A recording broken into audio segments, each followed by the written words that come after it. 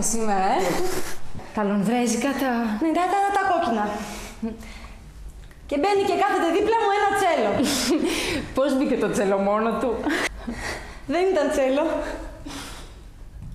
Ήταν μια μουσουλμάνα.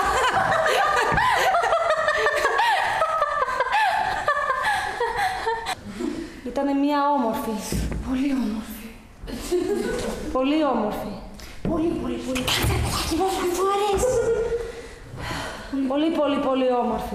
Ναι, πολύ όμορφη. Πολύ.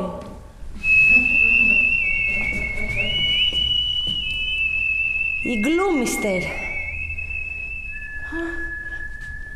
Η Γκλούμιστερ.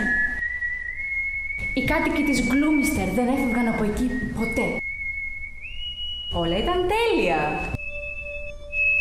Πέταλα. Θα φύγω. Τι? Ό,τι και να κάνεις, δεν πρόκειται να το μεταπίσεις. Εκεί ήδη πάρει την απόφασή του. Δεν άντεξα, ξέσπασα.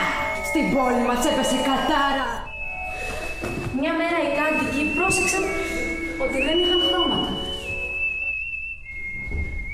Εκεί, στην κορφή του μόνστρου, του πιο ψηλού λόφου και του πιο απομακρυσμένου, μια μέρα έφτασε το τσίρκο!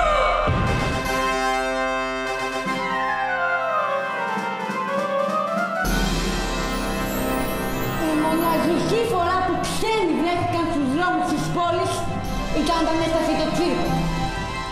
Είμαι η Διευθύντρια Μπάνκο και αυτό είναι το λινιάσιμο τσίρκο μου.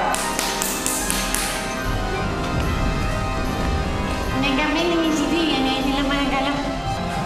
Η πιο παράξενη πόλη είχε βρει για τον εαυτό της το πιο ταιριαστό θέαμα.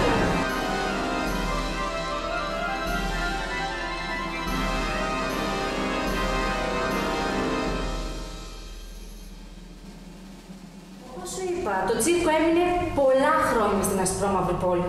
Πίστευες εσύ ότι θα κατάφερνε να κρατήσει τα χρώματά του? Έγινε σαν κι αυτούς. Ασπρόμαυρο, Ασπρόμαυρο. Αφού δεν έρχονται πια αυτοί σε εμάς, θα πάμε εμείς σε αυτούς.